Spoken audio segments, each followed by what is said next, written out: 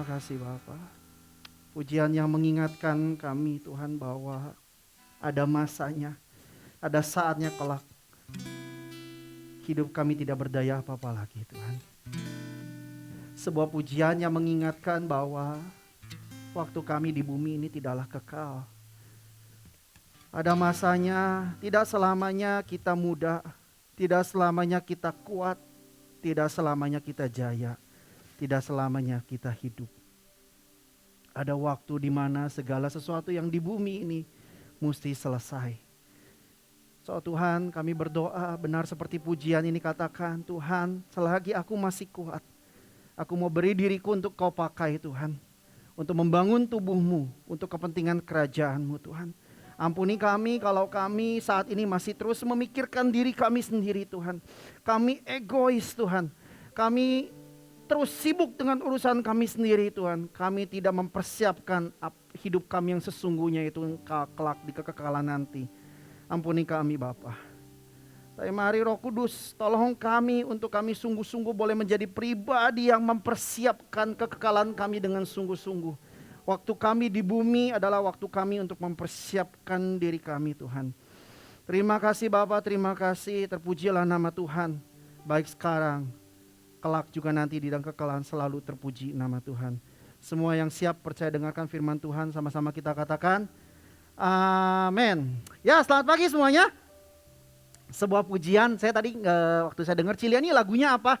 Saya bilang hidup ini adalah kesempatan. Sebuah lagu yang saya suka pribadi karena setiap kali saya kalau ingat rumah duka, saudara, lagu ini sering kali dinyanyikan di rumah duka. Oke, waktu almarhum mertua saya meninggal berpulang, lagu yang paling sering kita nyanyikan adalah hidup ini adalah kesempatan. Saya pikir sebuah pujian yang sangat indah, kalau nggak salah penciptanya adalah pendeta Wilhelmus Latumina gitu kalau nggak salah ya. Oke, beliau menciptakan lagu ini karena waktu itu beliau kehilangan anaknya yang berusia 17 tahun kecelakaan. Waktu itu beliau merenungkan dan akhirnya keluarlah lirik-lirik yang menurut saya pribadi meskipun pujian yang sangat lama, pujian yang old, tetapi liriknya mensiratkan berbagai perenungan yang sangat dalam di mana bahwa waktu manusia tidaklah kekal. Hari ini barusan saya sebelum saya naik ke panggung ini istri saya WA. Ada satu orang yang saya kenal di mana saya punya hubungan kerja dengan beliau, dengan seorang udah cukup tua. Baru bilang, si ini meninggal. Oh, betul sekali bahwa waktu manusia tidaklah kekal saudara. Kita tahu almarhum Koan pun berpulang di usia yang sangat muda. So kalau hari ini kita merasa diri kita kuat, kita sehat. Mari kita pakai waktu dan kesempatan ini untuk kita sungguh-sungguh melayani Tuhan. Amin. Sebelumnya saya perlu make sure dulu apakah suara saya bisa diterima baik di layar Bapak Ibu Saudara. Takutnya jangan sampai saya udah ngobrol panjang lebar ternyata suara saya kurang bagus nih. Boleh bagus ya? Kalau ada tampilkan digital reaction-nya. Oke. Oke, hari ini saudara kami semua yang pelayanan saudara kembali lihat.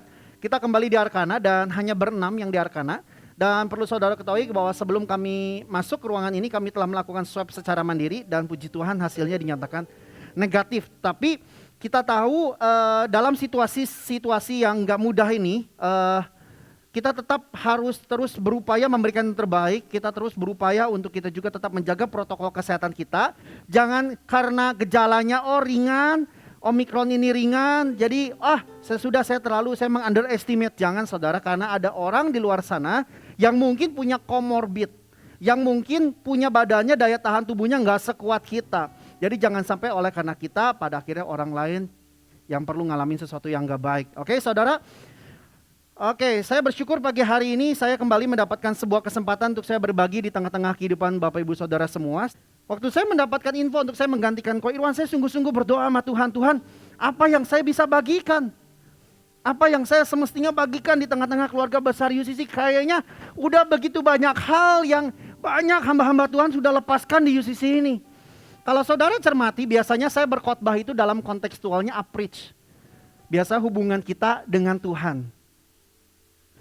Dalam koridor approach. Biasanya tentang saat teduh, tentang keintiman dengan Tuhan, tentang mempercayakan kehidupan kita sama Tuhan.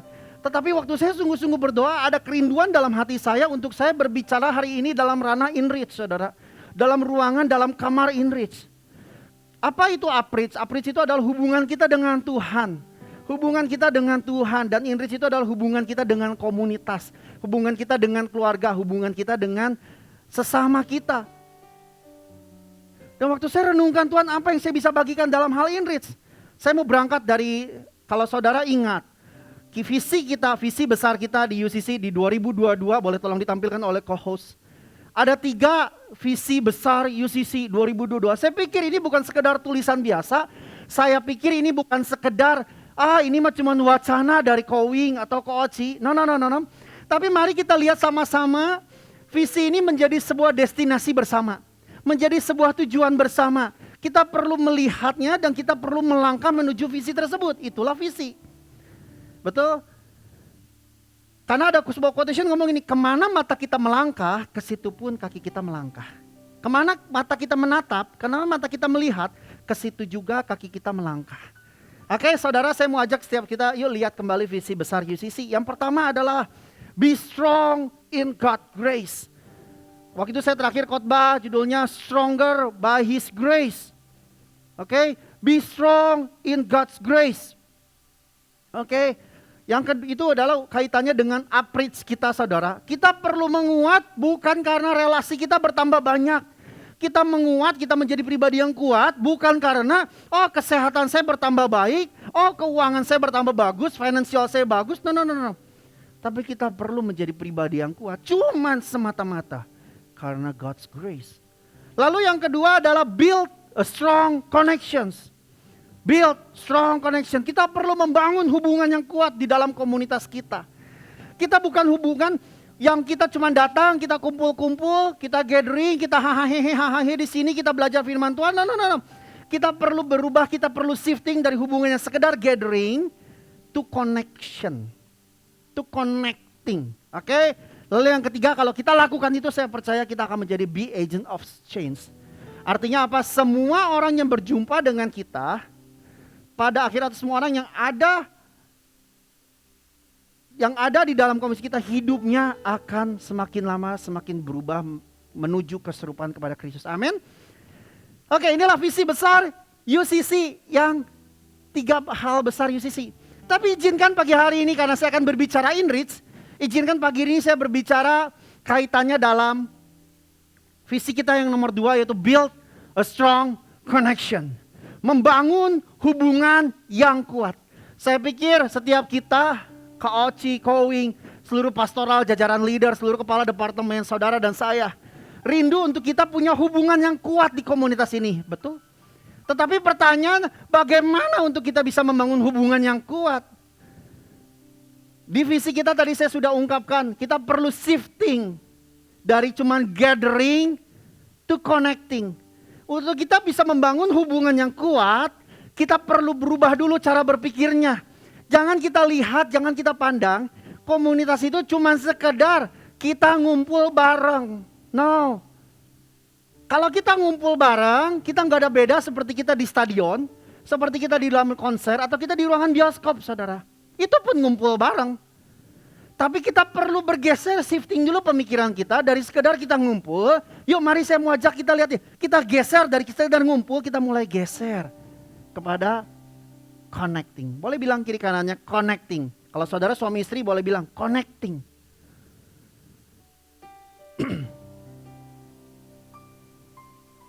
Kita perlu elevate hubungan kita. Jangan kita lihat hubungan, yang penting gue udah ke gereja, gue ngumpul. Kita ngumpul juga di Zoom. No. Kalau kita mau punya hubungan yang kuat, nggak bisa dengan cara seperti itu.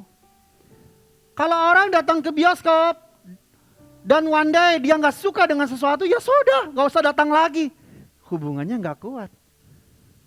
Betul? Kita perlu bergeser. Nah pertanyaannya, kenapa perlu terkoneksi? Kenapa terkoneksi pada akhirnya bisa membawa hubungan kita menjadi kuat?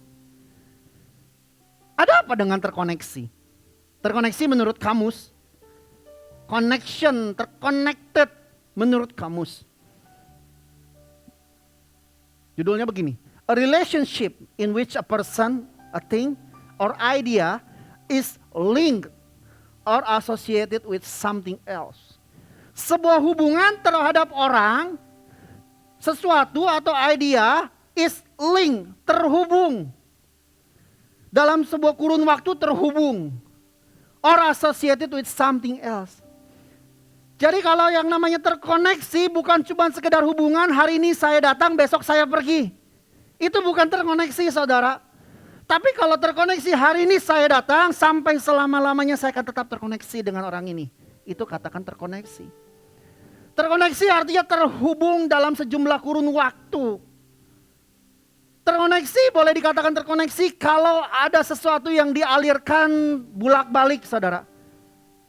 Kalau pakai bahasa saya, kalau terjadi ada satu kata yang namanya saling, itu baru dikatakan terkoneksi. Saya ambil analogi. Kalau sebuah handphone kita colokin dengan sebuah kabel. Kalau sebuah handphone yang kita analogikan, handphone ini adalah pribadi kita dan kita colokin oleh sebuah tools yang namanya kabel data. Dan kita colokin ke yang namanya PC, personal computer. Maka apa yang akan terjadi? Maka pribadi kita, handphone kita bisa mendownload atau mengambil atau memindahkan data dari PC. Tetapi tidak begitu aja. Namun sebaliknya, dari handphone kita, dari pribadi kita pun bisa mengupload sesuatu atau menyimpan ke dalam storage PC. Betul? Kalau saudara ada juga yang sering menggunakan WhatsApp PC, apa namanya itu? WhatsApp web gitu ya. Sama saudara bisa melakukan kedua belah pihak dalam hanya lewat satu aliran. Apalagi kalau WhatsApp kan nggak pakai kabel, cuman pakai butuh jaringan WiFi. Itu namanya terkoneksi, saudara. Artinya apa? Artinya hubungan itu tidak bersifat satu arah, tetapi hubungan itu bersifat dua arah. Nah pertanyaannya, untuk apa kita melakukan yang namanya saling? Untuk apa kita melakukan yang namanya terkoneksi? Kenapa terkoneksi dan saling bisa membawa kita? Untuk apa? Kemana? Suatu kali saya pernah ngobrol dengan Kowing. Kowing itu selalu punya quotes-quotes yang, kalau bahasanya Kowing itu sedap gitu ya. Bahasanya harus gitu ngomongnya, sedap gitu ya. Lalu Kowing pernah bilang gini, Vin, saya itu tipe pribadi yang suka membangun hubungan untuk sebuah tujuan.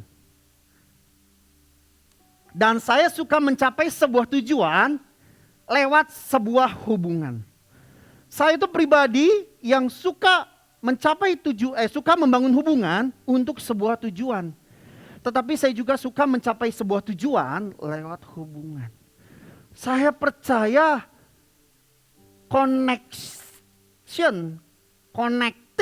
terkoneksi memiliki sebuah tujuan. Amen. Pertanyaan saya, untuk apa tujuannya? Untuk apa tujuannya kita terkoneksi? Vin, tadi kan lu udah bilang supaya kita kuat. Betul. Tetapi secara specifically kita perlu mengerti untuk apa kita terkoneksi. Saya mau berangkat dari sebuah ayat. Hari ini saya nggak banyak ayat, saudara maafkan juga hari ini saya tidak memakai PowerPoint. Karena saya berdoa biar Roh Kudus sendiri yang menuntun saya, menolong saya untuk membagikan poin-poinnya. Saya berdoa ada intervensi sendiri Roh Kudus yang berbicara bagi saudara. Oke. Lalu kita sama-sama buka Roma 15 ayat yang ke-1 sampai yang ke-2. Itu saya renungkan, bukankah gereja para rasul zaman dulu, kalau kita lihat gereja para rasul gitu ya, gereja mula-mula di Kisah Para Rasul. Kalau saudara baca gereja mula-mula itu menjadi sebuah gambaran, Kowing pernah bilang, kalau kita baca Alkitab coba kita gambarkan, visualisasikan, betul ya? Kowing pernah ajarkan seperti itu. Waktu saya coba visualisasikan, gereja di zaman Kisah Para Rasul itu menjadi sebuah gambaran gereja sempurna. Gereja yang melepaskan kuasa dan kasih. Tetapi gereja yang melepaskan kuasa dan kasih itu melakukan banyak hal, saudara. Dikatakan dalam Kisah Para Rasul, saya nggak catat ayatnya. Di slide ini, maksudnya saya nggak minta co-host untuk siapkan. Tetapi di Kisah Para Rasul 2 ayat ke-41-47 dikatakan, di dalam ayat itu dikatakan bahwa mereka saling mengajar, bersekutu, beribadah, melayani, mereka juga menginjil, mendidik, mendorong, memperlengkapi. Saudara bisa baca. Di situ ditulis saling. Menarik, ada keterkaitan antara melakukan saling dengan melepaskan kuasa dan kasih. Yes. Nah pertanyaannya tadi saya udah pernah bilang, untuk apa kita membangun, untuk apa kita terkoneksi? Oke, dikatakan begini saudara. Di Roma 15 ayat 2, 1 sampai 2. Kita yang kuat wajib menanggung kelemahan orang yang tidak kuat. Dikatakan apa saudara? Wajib. Dan jangan kita mencari kesenangan kita sendiri.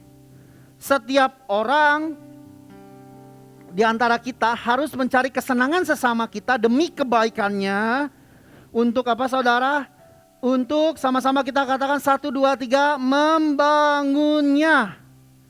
Jadi ternyata untuk kita membangun hubungan yang saling, kita perlu mencari kesenangan sesama kita dan mulai melayani dia untuk apa? Untuk membangunnya. Jadi ada sebuah tujuan. Jadi kalau hari ini kita membangun hubungan, kita ada di komunitas ini, ini tuh ada tujuannya. Tujuannya apa? Membangun. Boleh bilang kiri kanannya atau bilang ke diri saya, I am a builder. Saya adalah pembangun. Yang menarik di terjemahan daripada New International Reader's Version.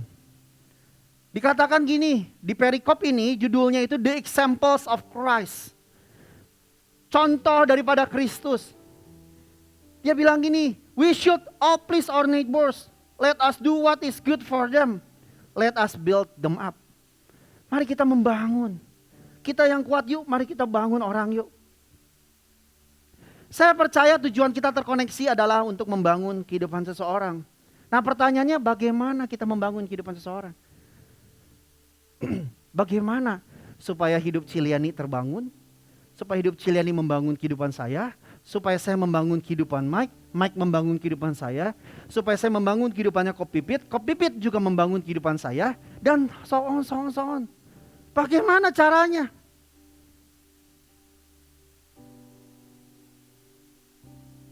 Kita hanya bisa membangun orang waktu kita melayani dia. Sekali lagi saya lepaskan. Kita hanya bisa membangun kehidupan seseorang waktu dengan melayani dia. Tanpa melayani, mustahil kita bisa membangun kehidupan seseorang. Dan untuk kita bisa melayani, kita perlu terkoneksi. Sekali lagi, untuk bisa melayani dan membangun kehidupan orang, kita perlu terkoneksi. Kita perlu melakukan yang namanya saling. Amen. Pelayanan selalu memiliki esensi begini saudara. Tadi telah diungkap di Roma 15. Menaruh kepentingan orang lain, menaruh kepentingan bersama, menaruh kepentingan seseorang di atas kepentingan sendiri. Pelayanan selalu memiliki esensi gini, menaruh kepentingan orang lain, menaruh kepentingan bersama, menaruh kepentingan, bukan kepentingan diri kita, kepentingan orang lain, di atas kepentingan diri sendiri. Untuk kita bisa melakukan kepentingan diri sendiri itu gak usah diupayakan. Sekali lagi, untuk kita bisa melakukan kepentingan diri sendiri gak usah diupayakan. Tetapi untuk kita bisa melakukan apa yang menjadi kepentingan orang lain, kepentingan bersama perlu harga bayar. Setuju? Bukankah kalau kita lihat bisnis yang hebat, bukankah kalau kita melihat keluarga yang besar, keluarga yang hebat, bukankah kalau kita melihat negara yang hebat, bukankah itu dilahirkan dari orang-orang yang tidak mementingkan dirinya sendiri? Bersyukur kalau hari ini kita punya Presiden Jokowi yang begitu kokoh, begitu gagah, begitu kuat dalam membangun negara kita. Lihat yang dia kerjain setiap hari, ngapain saudara? Kalau bahasanya Oden itu punya slogan yang lagi Oden senang banget hari ini. Kerja. Kerja itu apa saudara? Kerja itu pelayanan. Betul?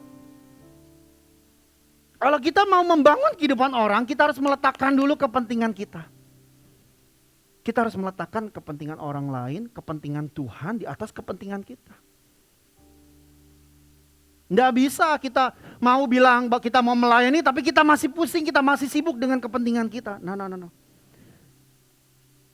Kalau Tuhan saja sudah mendesain itu terjadi, sebuah bisnis yang hebat dimulai ketika bisnis itu tidak mencari sekedar keuntungan pribadi, keuntungan profit sendiri, tapi dia mengutamakan kepuasan customers. Suatu kali saya pernah lihat ada sebuah reels di Instagram. Kalau kerja itu jangan dulu fokus sama duitnya. Saya nggak tahu, yang lupa ngomong siapa. Tapi fokus dulu dong. Oh, Khairul Tanjung, City Corp, yang punya Trans TV, punya Trans Studio Mall. Dia bilang gini, kalau kerja, lu kerja dulu yang benar, kerjanya yang bagus dulu. Kerjanya yang bagus dulu, uang hanya akan mengikuti. Kemarin malam saya nonton satu siaran dokumenter dari Netflix, judulnya Downfall. Bagaimana menceritakan tentang kisah perusahaan Boeing. Seperti tahu, Boeing di 2018 ngalamin 2 crash pesawat yang cukup besar dan akhirnya membuat pesawat Boeing 737 MAX 8 dan MAX 9 di grounded selama 2 tahun. Kenapa saudara? Ternyata dari dokumenter itu ditelusuri para petinggi Boeing di tahun berapa saya lupa, tetapi sudah melupakan asas-asas yang terutamanya. Itu apa? Mereka bagaimana mencari profit. Mereka tidak lagi menyampingkan melayani customer dengan mengutamakan safety, mengutamakan yang namanya keamanan, kualitas, dan no doubt. Waktu mereka berupaya untuk menyaingi yang namanya Airbus, mereka menghilangkan, melupakan yang namanya segi kualitas untuk melayani customer. Akhirnya kita tahu, Lion Air JT810, Ethiopian Airlines, semua mengalami kejatuhan yang fatal. 300 orang meninggal dalam 2 kecelakaan tersebut. So, sebelum dalam bisnis saja, sebelum kita mikir kepentingan bisnis itu sendiri, utamakan dulu kepentingan orang lain. Utamakan dulu kepentingan bersama, maka uang hanya akan mengikuti. Kalau bisnis saja dibangun demikian hebat, kalau presiden saja dibangun dengan demikian hebat. Presiden yang hebat dilahirkan, saya percaya, dari keluarga yang hebat. Saya percaya desain yang sama pun Tuhan sudah create untuk terjadi di dalam rumah Tuhan. Tuhan mengerti hanya dengan memberikan diri untuk melayani, hanya dengan yang namanya pelayanan, kehidupan seseorang bisa dibangun. Katakan amin. Saya berdoa dalam menit-menit di depan, Roh Kudus keliki hati saudara. Roh Kudus boleh selidiki kembali motivasi saudara melayani. Kalau saudara mengerti hal ini, maka saudara akan melihat kacamata dengan kacamata yang jauh lebih dalam, lebih luas. Saudara tidak akan memandang aktivitas pelayanan hanya sekedar aktivitas di dalam gedung gereja. Oke? Bukankah hari ini kita ada? Di sini ada Ferry, ada Pipit, ada Mike, ada Yeni, ada Ciliani. Dan semua yang saudara yang ada di layar Zoom. Bukankah kalau hari ini saudara ada? Coba kita renungkan sejenak. Bukankah itu karena ada hasil dari satu orang atau sekelompok orang yang pernah menyentuh hidup saudara? Betul. Siapapun itu di masa lalu Anda seperti apa? Pasti ada satu orang yang pernah memberi diri untuk melayani saudara. That's why hari ini saudara bisa ada di tempat ini. Saya hari ini ada karena ada satu orang yang namanya Ko Kurniawan pernah melayani saya demikian rupa. Dan dilanjutkan oleh yang namanya Ko Oci. Untuk membangun kehidupan saya.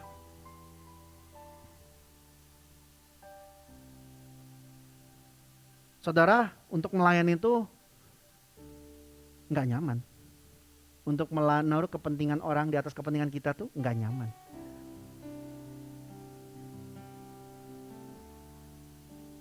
Pelayanan itu seperti ibarat begini.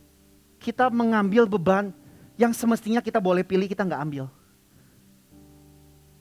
Apakah di sini yang melayani, apakah ada seseorang yang memaksa saudara? Apakah gereja bisa memaksa saudara untuk saudara melayani? No. Tapi kalau kita melakukannya karena cinta dan ketaatan kepada Kristus, kita sebenarnya sedang memilih sebuah beban yang semestinya kita nggak pilih. Sebuah beban yang gak enak. Yesus telah memberi teladan kepada kita bagaimana dia memulai lebih dulu. Loh, Yesus pun bisa ngomong begini, Tuhan, Bapa, kalau boleh biarkan cawan ini berlalu. Tapi kehendak-Mu lah yang terjadi. Yesus takut ngalamin keterpisahan bersama dengan Bapaknya untuk sesaat. Tapi tetap dia lakukan. Tetap dia mengambil beban itu. Untuk apa? Melayani saudara dan saya. Bentuk pelayanan pertama Yesus kepada kita, bentuk keteladanan pelayanan pertama Yesus kepada kita, waktu Yesus membawa beban salib itu. Dia dicambuk, dia dicaci merka. Dia capek, dia lelah. Tapi karena didasarkan cinta dan ketaatan, dia terus lakukan. Dan dia naik ke tiang gantung. Dan dia taat sampai mati. Itu bentuk apa, saudara? Itu bentuk pelayanan.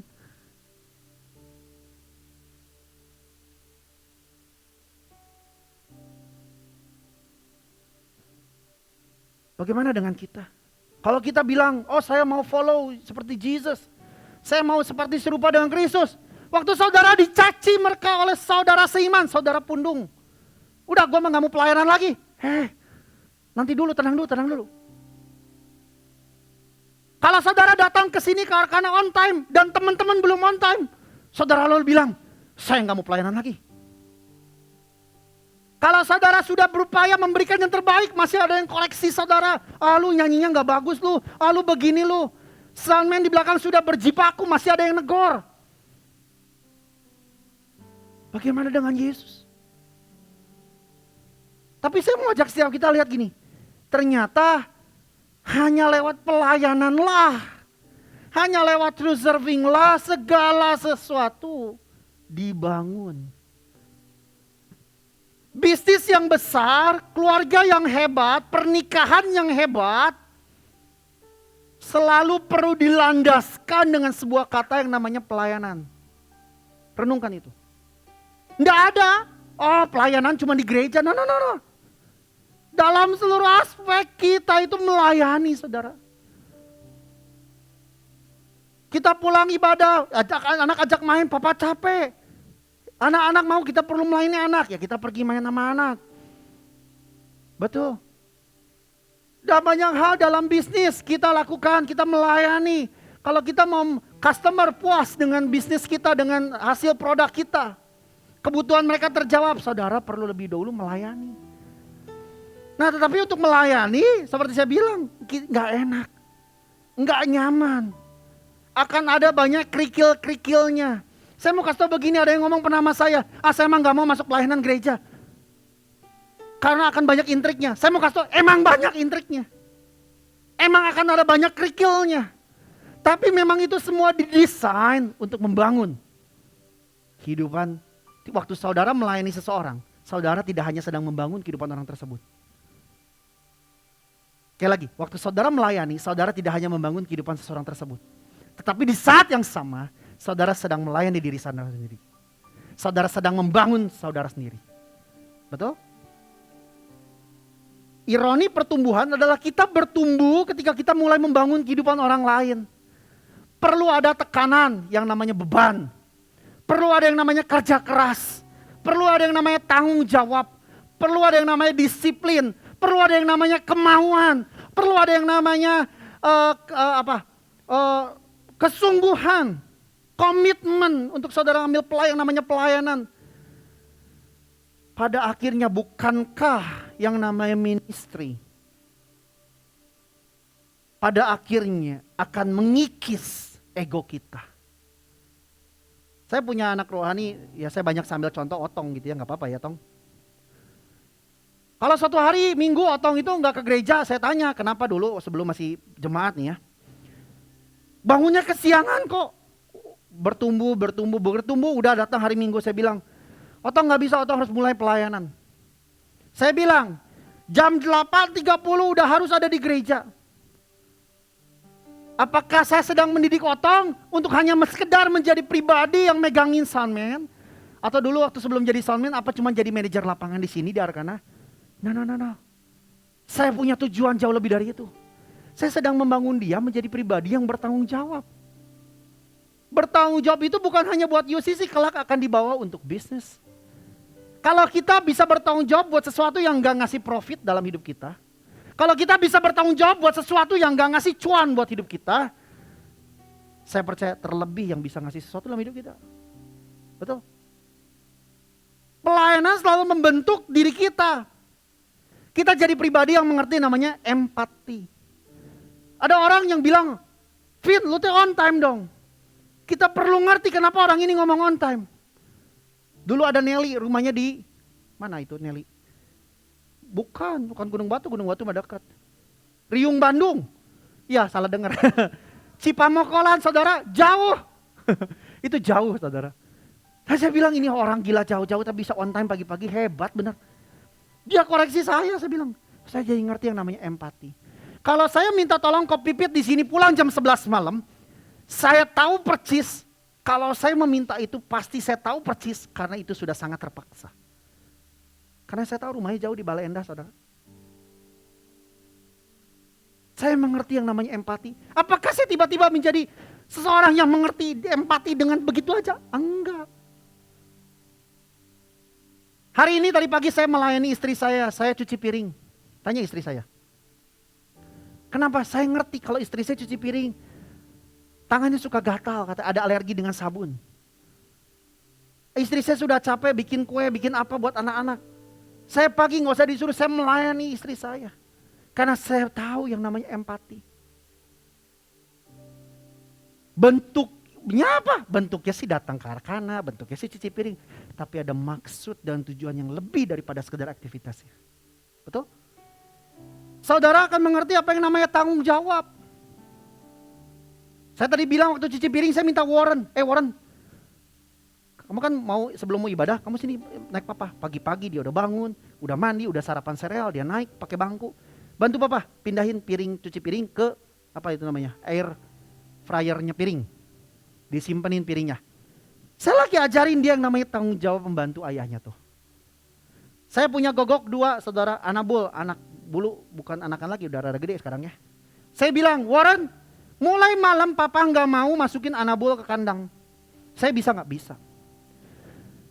Tapi saya lagi ngajarin dia dalam bentuk aktivitas melayani keluarga kita dengan masukin gogok ke kandang. Saya lagi melatih yang namanya Warren bertanggung jawab. Betul? Kita akan jadi pribadi yang gak egois. Gak egois. Kita akan menjadi pribadi yang mau dikoreksi, mau dikikis. Menjadi pribadi yang tekun, gigih, tidak menyerah dan banyak hal. Saudara, pelayanan itu sebuah tools yang ajaib saudara. Yang namanya service itu, melayani itu sebuah alat. Kalau kita mengerti ini, kita akan mulai melihat aktivitas bukan sebagai beban. Tapi kita akan melihat pelayanan, service, aktivitas pelayanan ini sebagai sebuah alat. Seorang hamba Tuhan dari Amerika, Bill Hybels, pernah katakan begini, we are not used man to build a ministry. Kita nggak gunain orang-orang untuk membangun yang namanya pelayanan. Malah sebaliknya, kita akan gunakan yang namanya pelayan untuk membangun kehidupan Bapak dan Ibu Saudara semua. Kita akan gunakan yang namanya pelayan untuk membangun yang namanya manusia. Bagaimana seseorang bisa terbangun karakternya kalau bukan dengan pelayanan? Bagaimana sebuah bisnis bisa hebat, bisa growing dengan demikian hebat kalau dia tidak lewati berpuluh-puluh tahun atau berbelas-belas tahun melayani customernya. Bagaimana seorang pribadi yang hebat dilahirkan bukan dari keluarga yang melayani dia. Bagaimana mungkin itu terjadi?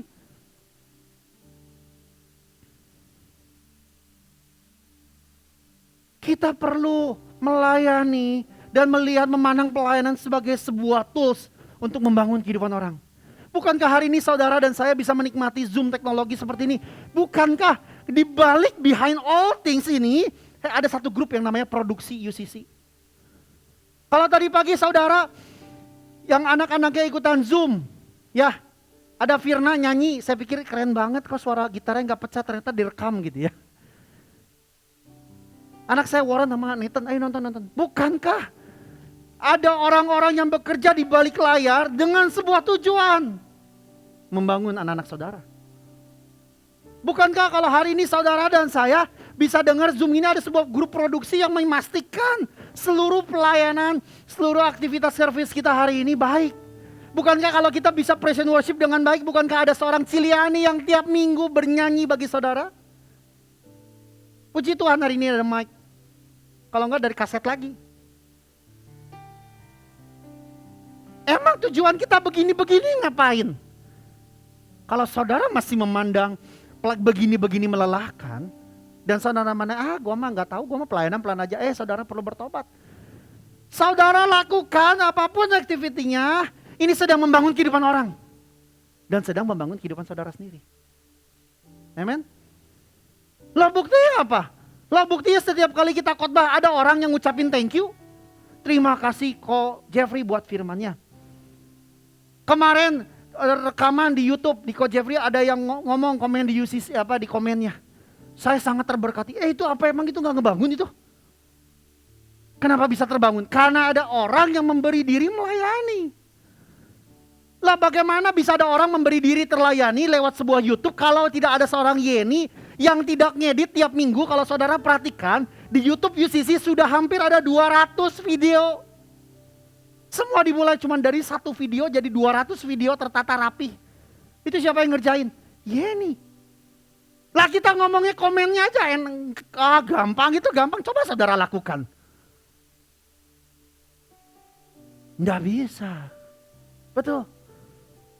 Itu bisa terjadi kalau hari ini lihat video UCC Kids. Lihat udah ada hampir 10 video.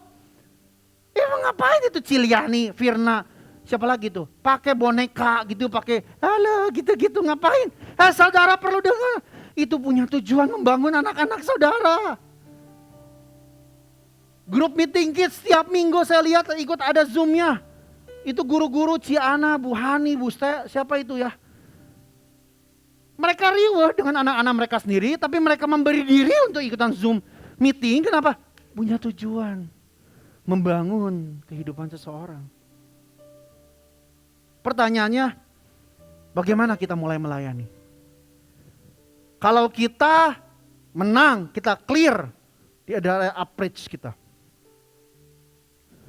Hubungan kita dengan Tuhan intim, bagus. Kita sudah memilih tempat yang lebih utama dulu. Tapi bukan berarti tempat yang berikutnya kita gak penting. Kisah Maria dan Marta bukan berarti yang Marta lakukan gak penting saudara. Tapi Marta tidak mengerti yang namanya priority. Tapi bukan berarti yang namanya Marta lakukan gak penting. Kalau itu gak penting, hari Minggu ya udah gak usah ada orang yang melayani, ya sekoboy aja sejadinya. Yang gak usah komplain. Gak ada kan. Tapi yang saya mau lagi tekankan dari perikop ayat itu gini. Sebelum kamu melayani, pastikan yang terutama itu clear dulu. Oke? Pertanyaannya bagaimana saya melayani, Vin? Tentunya kerinduan kita dari elder dan pastoral. Tentunya kerinduan kita ingin seluruh komponen daripada keluarga besar UCC ini pada akhirnya mengambil tanggung jawab pelayanan. Oke? Kali lagi, saya nggak lagi bilang pelayanan ini lagi kontekstual gereja saja. Tetapi dalam seluruh aspek kehidupan pun kita perlu pelayanan. Tetapi saya lagi mau bawa juga untuk kita lihat, yuk tubuh Kristus pun perlu. Tubuh Kristus pun akan menjadi alat yang kuat, pembentuk yang kuat dalam hidupmu. Pertanyaannya bagaimana kita mulai melayani? Kita perlu berangkat dengan apa yang ada di tangan kita. Suatu kali waktu saya renungkan ini,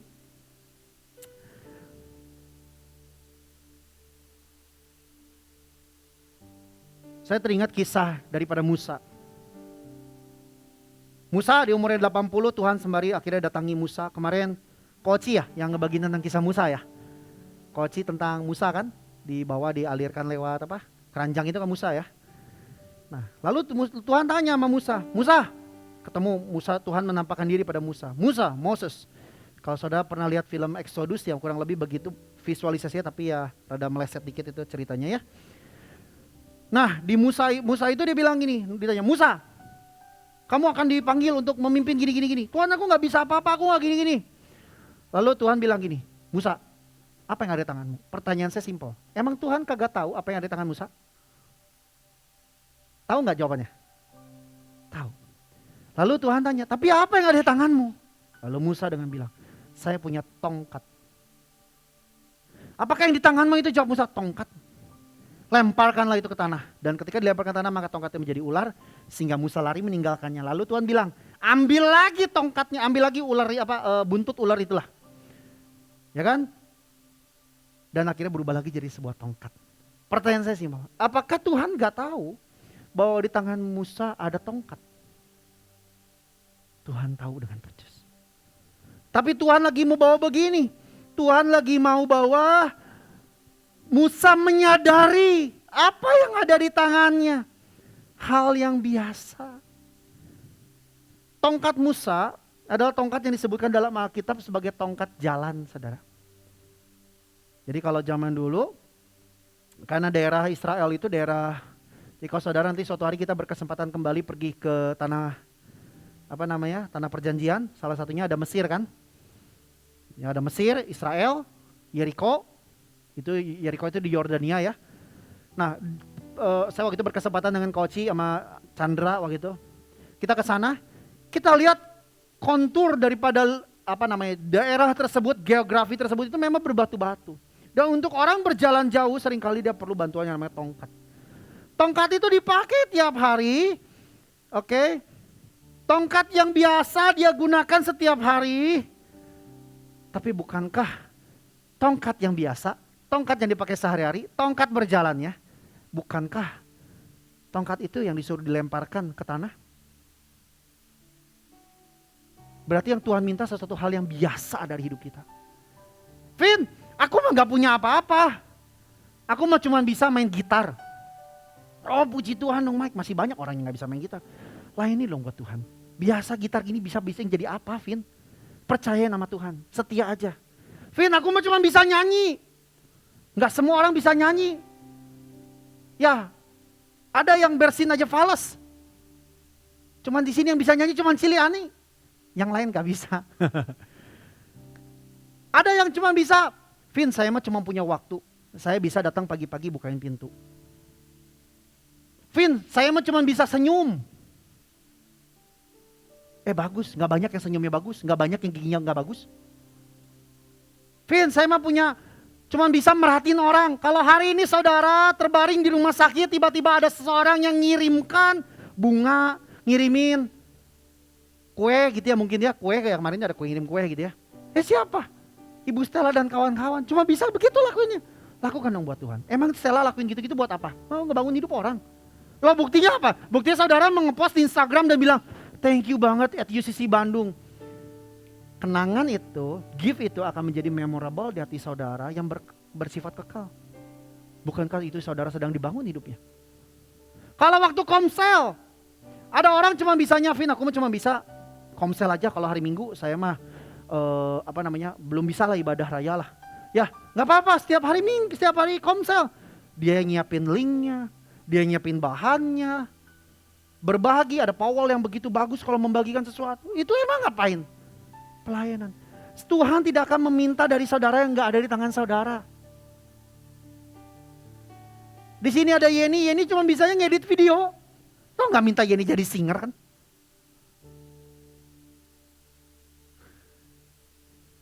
Tapi bukankah tongkat yang Musa pakai, tongkat yang sehari-hari dipakai, tongkat yang dianggap biasa. Vin, gue menyanyi biasa di kamar mandi, gue suka nyanyi. Kaulah segalanya. Bukankah tongkat yang sama dipakai buat membelah Laut Merah? Bukankah tongkat yang sama dipakai buat memukul air, memukul batu dan akhirnya keluar air? Oh, kita baru amazed.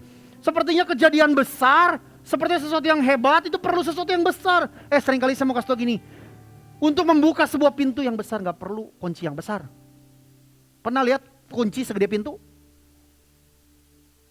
Kita gak pernah tahu saudara, Ciliani nyanyi di kamar mandi sama Ciliani nyanyi di UCC, satu kali ada orang bertobat kelepasan.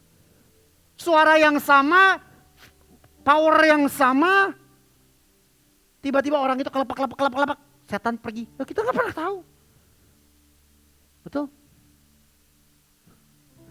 Saya dulu memulai pelayanan saya di gereja Kristen Kemah Daud. Awal pelayanan saya menjadi Helps. Jadi ada sebuah grup, sebuah kelompok namanya Helps, hidup efektif lewat pelayanan seiman. Tugas saya ngapain? Tugas saya jadi tukang ngangkatin sound system. Saya cuma bisa itu dan saya cuma bisa lakukan itu di kala itu. Jadi ibadah kita pertama dulu di King Garden. Ya kalau saudara lihat di Garjati King Garden, itu dulu King Garden waktu sebelum direnovasi jadi Hotel Sofia, itu dulu tempat ibadah GKKD. Gereja Kristen Kemah Daud, karena kemah jadi sering ngemah gitu ya. Jadi nggak pernah punya tempat, itu bercanda ya saudara. Dari situ pindah kemana? Pindah ke Hotel Cemerlang. Dari Hotel Cemerlang pindah kemana? Ke Hotel Imperium. Saya melayani di situ. Melayani tukang ngangkatin sound system. Jadi kalau hari Minggu pagi, Sabtu malam, Sabtu sore jam 5 saya bawa motor, saya parkir di Ruko Mas Kosambi, saya ikut mobil box, saya masukin dulu barang-barang dari kantor sekretariat, masukin semua apa macam-macam, gitar, speaker, kabel snake, kabel vokal, mic, macam-macam saya masukin, mobilnya jalan ke King Garden. Saya udah siap lagi di sana bersama yang lain, saya turunin, saya estafetin, saya masuk, saya setting di panggungnya. Jam 7 malam orang lain main, saya di dalam gereja. Enggak di gereja tepatnya, di gedung yang lagi di setup. Sound systemnya dipasangin, kenapa? Karena ibadah besok pagi jam 8 pagi. Sound system dipasangin, saya ingat sering kali konsumsinya nggak pernah berubah saudara. Nasi goreng boreksa, nasi goreng babi. Awal-awal, makannya kenapa pakai tangannya, minyakan gitu. Kan aneh makan nasi goreng pakai tangan. Saya ngelaluin masa-masa itu. Dari situ, puji Tuhan akhirnya jadi guru sekolah minggu. Saya pakai kemeja, pakai rompi, wah ceritanya kan gimana gitu ya. Saya nyanyi, main gitar, jeng. Dari situ saya jadi usher. Saya cuma melakukan hal yang saya bisa.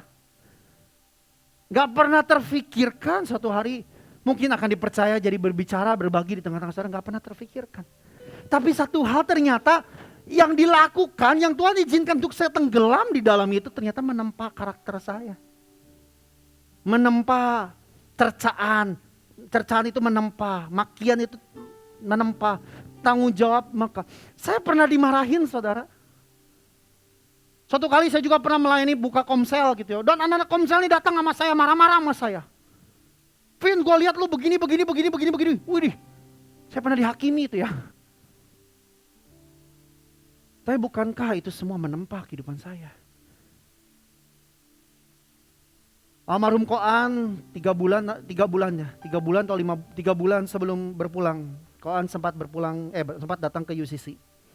Dan kita goes ke Warung Nangka. Di Dago itu ada daerah namanya Warung Nangka, saudara. Nah, tapi sesudah goes, Koan kita pernah jumpa di UCC building ini. Dan Koan ngobrol sama kita semua tentang the parable of talents, dengan perumpamaan tentang talenta. Lalu dia bilang begini, Vin, ingat, semua bentuk pemberian Tuhan memang cuma-cuma. Namun semua memiliki tujuan investasi untuk kepentingan kerajaan Tuhan.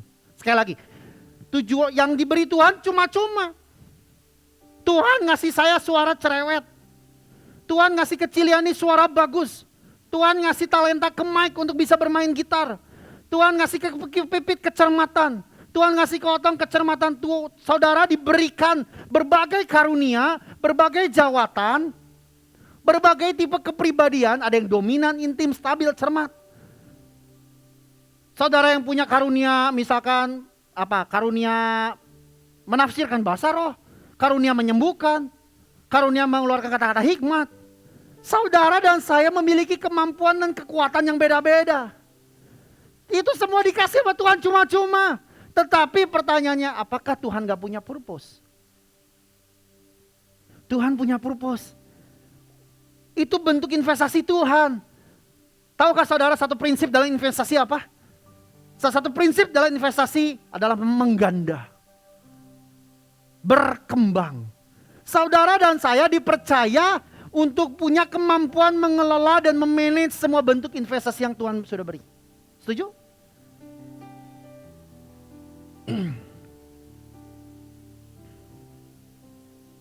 Ada yang Tuhan kasih talenta A, ada yang Tuhan kasih talenta B, ada yang Tuhan kasih talenta C. Ada Cilani di sini ya, suami istrinya Iip, jago ngegambar. Lah emang Tuhan kasih itu cuma-cuma. Ada yang dikasih kemampuan begitu cermat, begitu teliti. Kayak Niko, Nadia, teliti banget. Emang kasih Tuhan cuma-cuma. Ada yang ngerti komputer sekali kayak Yoses Kego. Emang cuma-cuma. Semua punya tujuan. Tujuannya untuk kepentingan tubuh Kristus. bagian kita waktu kita mengerti ini, kita memahami. Ada saudara yang diberi kemampuan oleh Tuhan, jagoan bisnis, pokoknya kalau bisnis ya. Papi saya pernah ngomong, Vin, papi punya temannya, jika nanya mau cerita nggak dongeng aja Sunda satik bayanya, ngerti lah ya. Jika na semua nu dicepeng jadi emas, wih kayak Midas gitu ya. Semua yang dipegang jadi emas. Kenapa? Saya percaya ada orang-orang yang Tuhan izinkan. Dia sanggup menangani berbagai bisnis. Dia sanggup memegang konglomerasi. Gak banyak pengusaha bisa jadi konglomerasi, saudara. Mempunyai berbagai anak perusahaan, enggak, hanya orang-orang pilihan Tuhan kok. Yang saya percaya punya potensi. Tapi memang ada orang yang seperti itu. Ada saudara yang mungkin gak dalam bisnis gak jago. Tetapi dalam hubungan, dalam konseling orang jago banget. Nah memang gak usah dipaksakan, memang itu di sini. That's why kita perlu bersinergi. That's why kita perlu saling melayani. That's why kita perlu terkoneksi. Untuk apa? Tali satu biji tidaklah kuat. Tetapi tali begitu dililitkan. Firman Tuhan katakan, sulit untuk diputuskan. Betul?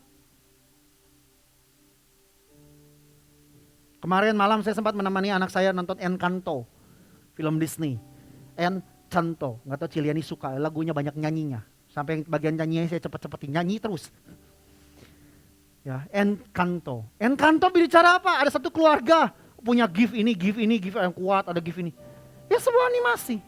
Tapi bukankah kita pun gak dikasih gift sempurna kok. Emang ada yang bisa melakukan semuanya? Kalaupun bisa, percaya gak akan maksimal. Setiap kita hanya bisa melakukan 100% yang sudah Tuhan beri dalam hidup kita. Amen. Nah pertanyaannya, bagaimana kita mengembangkannya? Kenapa kita perlu mengembangkannya? Saya tiba dalam bagian yang terakhir. Sebelumnya saya mau ajak, Vin, bukankah semua potensi yang sudah Tuhan beri itu sudah sempurna? Ya, saya setuju itu sempurna. Tapi bukankah ciptaan Taman Eden pun? Mari saya mau ajak setiap kita. Yang pertama di ayat yang nanti yang Taman Eden dulu, saya lupa, saya nggak catat ayatnya. Tapi saya mau ajak saudara berpikir gini, bukankah Taman Eden ciptaan Tuhan itu sempurna? Ada yang bisa dibilang, oh Taman Eden itu sempurna sih, tapi ya kurang 10% lah. Taman Eden itu sempurna nggak? Sempurna. Tapi kenapa Tuhan beri tugas kepada Adam? Untuk mengembangkannya.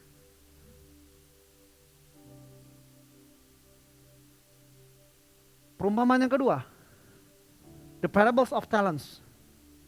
Kenapa Tuhan minta untuk hambanya itu mengembangkan setiap talenta? Pertanyaan saya, talenta itu pada ujungnya, emang si hamba ini berpikir bahwa talenta ini ujungnya buat si hamba ini? Talenta dititipkan oleh Tuhan untuk kepentingan Tuhan ya. Talenta dititipkan kepada kita untuk kepentingan Tuannya. Saudara bisa bernyanyi, saudara bisa berdoa, saudara bisa berkhotbah, saudara bisa melayani, saudara bisa jadi soundman, saudara bisa mengajar di kids, saudara bisa, saya cuma di klub aja, saya cuma bisa begini, saya cuma bisa begini. Saudara cuma bisa motret. Emang dititipkan oleh Tuhan begitu saja, cuma-cuma. Itu punya tujuan kepentingan Tuhan. Amen. Nah bagian kita perlu mengembangkannya.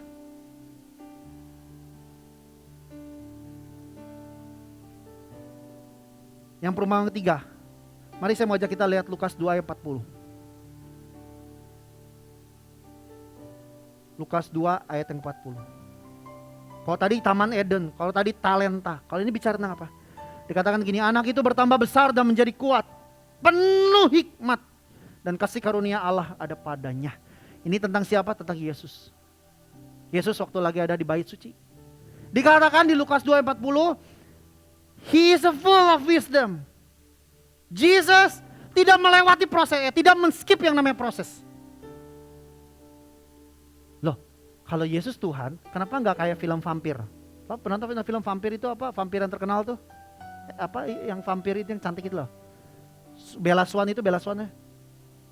Twilight punya vampir gitu ya. Punya anak, tiba-tiba anaknya cepat gitu nggak lewati proses, jebret gede aja gitu kan. Nah enggak. Yesus lewati proses loh dengan baik. Setiap every detail manusia dilewatinya dengan baik. Gak tercatat di Alkitab, Yesus begitu lahir. 2 hari kemudian Yesus jadi pria dewasa, kan enggak kan? Atau saya salah baca Alkitab saya?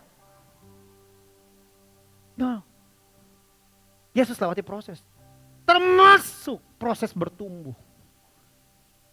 Dikatakan Lukas 2:40 gini. Dia full of wisdom. Mari kita buka 2 ayat 52. Dan Yesus makin bertambah besar dan bertambah hikmatnya dan besarnya dan makin dikasihi oleh Allah dan manusia. Pertama kali saya dengar ayat ini, Koan ngasih rekaman video yang bicaranya hamba Tuhan namanya Leonardo Samsuri. Dia waktu itu buka tentang growing in stature. Growing dalam posisi kita dengan Tuhan. Loh, pertanyaan Vin, kan Yesus sudah full of wisdom. But kenapa dia bertambah hikmatnya? Kan udah full, kan udah sempurna. Kenapa dia bertambah hikmatnya?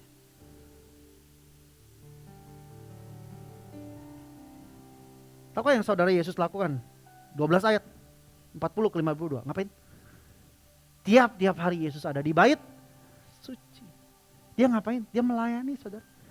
Dia ngobrol itu sama orang-orang, dia bagiin firman Tuhan. Nah, di sini kita bisa lihat apa? Ada serangkaian proses yang waktu kita lakukan, waktu kita serving, waktu kita gunakan talenta berbisnis, talenta bernyanyi, talenta berkhotbah, talenta ngomong, talenta senyumin orang, talenta merhatiin orang, talenta doain orang, talenta saya emang gak bisa cuma bisa bantu beri persembahan, gak apa-apa.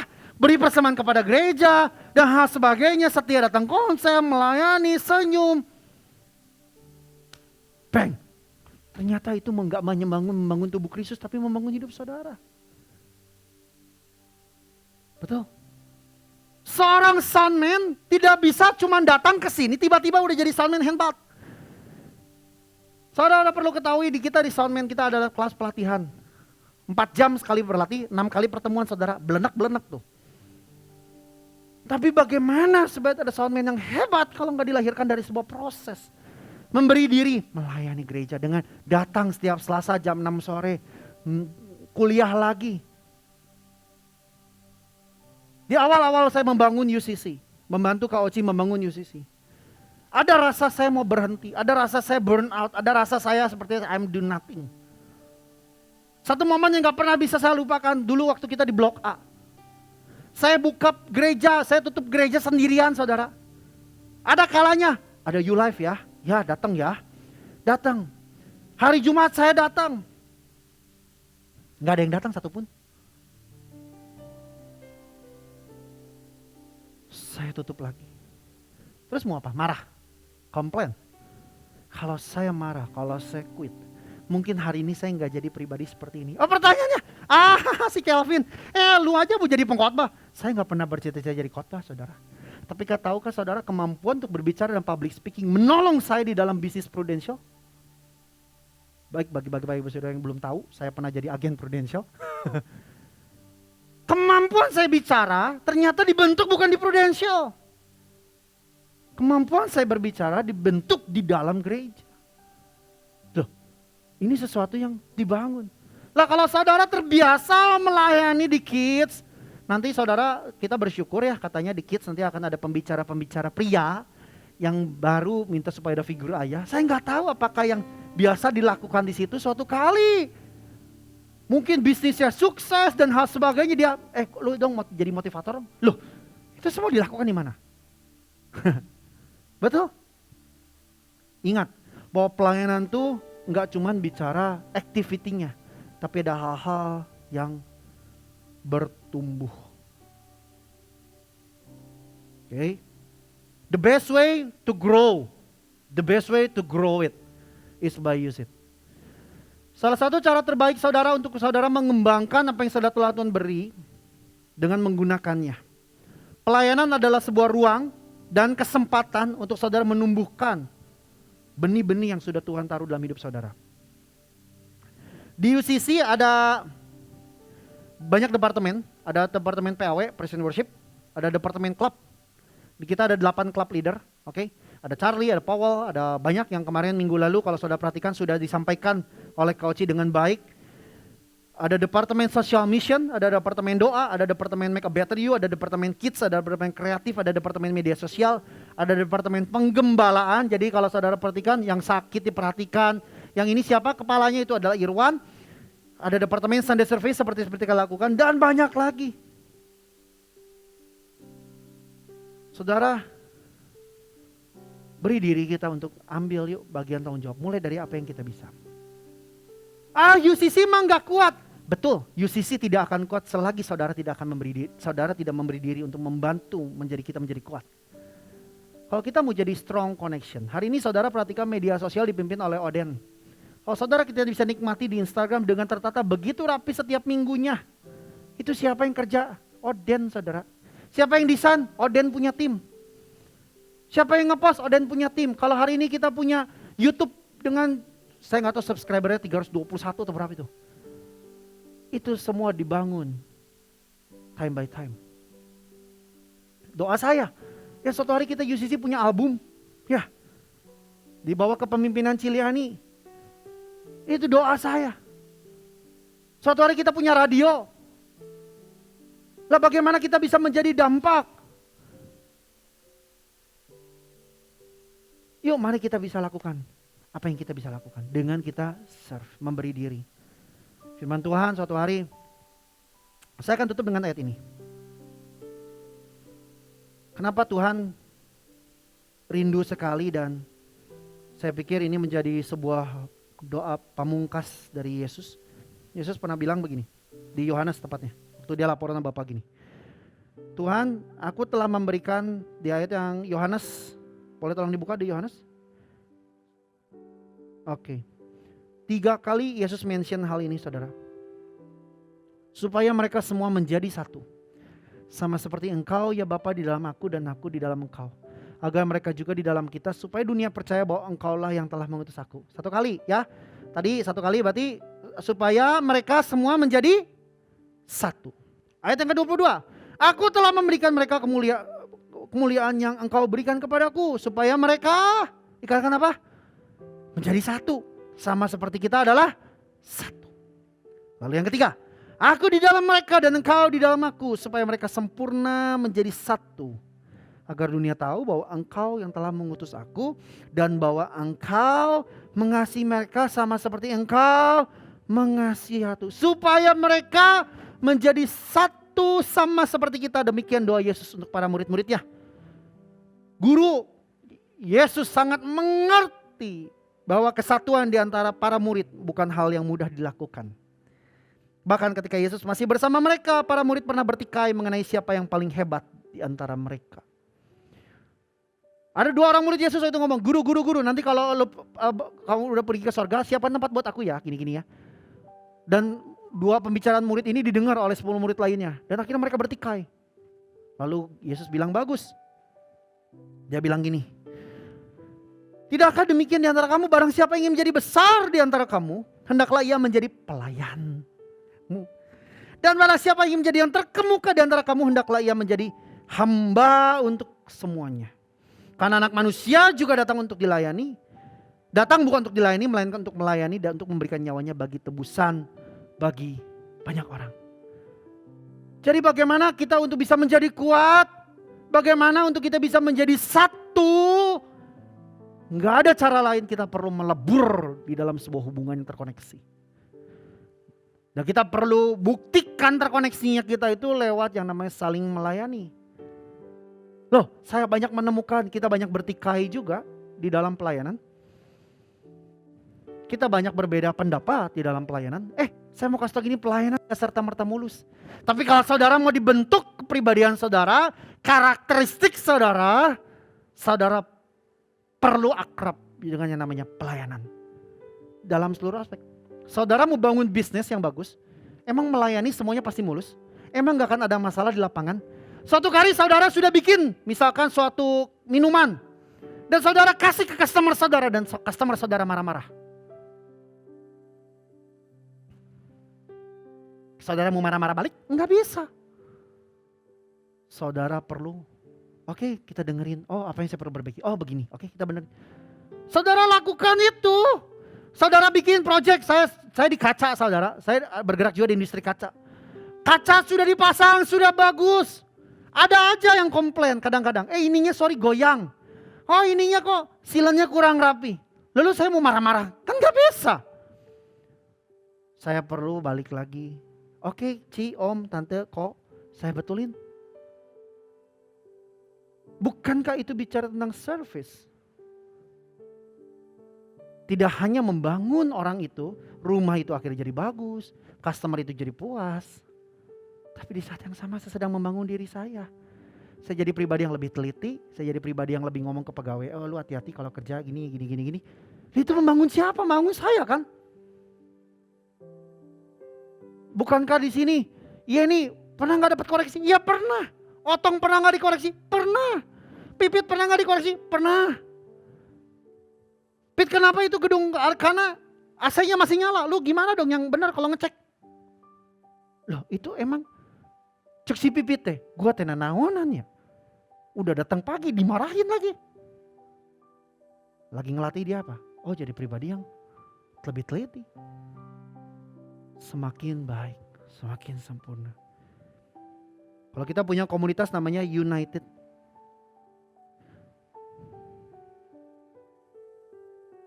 Judul khotbah saya ini berarti United as One. Dipersatukan untuk menjadi satu. Melalui service. Karena kalau kita saling melayani satu sama lain. Wow, kuasa dan kasih Tuhan dialirkan. Karakter saudara dibentuk, karakter orang lain dibentuk. Kita semakin serupa dengan Kristus. Maka pada akhirnya Tuhan menambahkan jumlah-jumlah orang percaya di tengah-tengah mereka. Kalau kita bergerak menjadi gereja yang berfungsi pada fungsinya. Kita punya outreach yang bagus, kita punya inreach ya, kita mengerti kenapa kita perlu lakukan inreach. Maka saya percaya dampaknya hanya akan jadi outreach-nya kita. Amen. Teduhkan mata kita sejenak. Kalau kita mau menjadi pribadi komunitas yang berdampak, keluarga yang berdampak, bisnis yang berdampak, kita perlu mulai dari sebuah fundamental. Vin, yang lu bagiin mah fundamental. Bukankah kita hanya bicara tentang fundamental? Lebih baik kita mengerti hal-hal yang gak terlalu berat tapi kita melakukannya. Dibanding kita hanya menjadi ahli-ahli Farisi. Saya terlalu percaya waktu komunitas kuat, ada orang-orang yang tidak mementingkan egonya sendiri. Ada orang-orang yang di tengah kesibukannya masih bisa menata waktu. Kalau dia bisa manage pekerjaan dengan begitu banyak. Kalau Tuhan bilang, maukah kau melayani di rumahku? Saya percaya orang itu pun akan memanage waktunya dengan baik. Seorang akan memberikan semua yang dia bisa lakukan untuk membangun tubuh Kristus. Saya percaya komunitas Kristen, komunitas tubuh Kristus akan menjadi komunitas yang kuat. Build strong connection bukan hanya menjadi slogan, tapi menjadi sebuah komponen penting di dalam kepentingan kerajaan Tuhan. Mari mulai sekarang renungkan kebenaran firman Tuhan ini. Ambil bagian. Koinonia itu artinya mengambil bagian di dalam pergerakan movement komunitas. Kalau saudara cuma bisa merhatiin orang, saudara cuma bisa nyatetin, saudara cuma bisa apapun itu, Tuhan gak kasih itu cuma-cuma. Tuhan kasih punya tujuan. Tuhan gak kasih kamu juga buat iseng. No. Tuhan kasih punya tujuan. 2022 akan menjadi tahun yang epic bagi kita semua. Kita akan pindah. Kita gak tahu kita kemana. Jumlah jemaat Tuhan terus pertambahkan. Jumlah komsel pemuridan bertambah. Jumlah pelayanan berkembang. So kita perlu banyak orang untuk saling melayani. Karena ketika kita lakukan itu, firman Tuhan bilang gini, kalau ada gereja yang melakukan fungsinya, maka Tuhan akan terus menambah-nambahkan jumlah orang percaya. Semakin banyak, semakin cepat orang mengenal Kristus dan bertumbuh di dalam keserupaan dengan Kristus. Lewat siapa kalau bukan lewat gereja? Gereja perlu ambil bagian, baik gereja sebagai Anda personal sendiri, tapi baik juga gereja sebagai kita komunal, korporat. Perlu saudara ketahui beberapa leaders, enggak beberapa, hampir semua leaders, ada 14 leaders, 16 leaders saya lupa. Setiap hari bergantian kami mengambil satu hari untuk kami berpuasa. Ada yang di hari Senin, ada yang hari Selasa, ada 2-3 orang dari Senin, 3-4 orang, 1-2 orang dari Selasa. Dan terus sampai dikawal sampai hari Minggu. Buat apa kami melakukan itu? Apakah untuk kepentingan kami sendiri? No. Kami melakukan untuk membangun jemaat Tuhan, untuk membangun kepentingan tubuh Kristus. Suatu kali nanti kita akan kelak satu hari ada momen di mana seperti tadi pujian yang saya nggak janjian dengan Ciliani. Hidup ini adalah kesempatan. Ada momen kita, silakan Ciliani angkat pujian ini. Ada momen kita nggak akan berdaya lagi. Kita akan tutup, kita nyanyikan pujian ini. Ciliani akan memimpin kita. Tapi renungkan sungguh-sungguh. Ada momen satu waktu kita sudah terbaring dan kita gak berdaya lagi. Saya pastikan selama kurun waktu kita masih bisa lakukan banyak hal. Melayanilah Tuhan. Pujilah nama Tuhan. Saya selesai, silakan Ciliani. Hidup ini adalah kesempatan.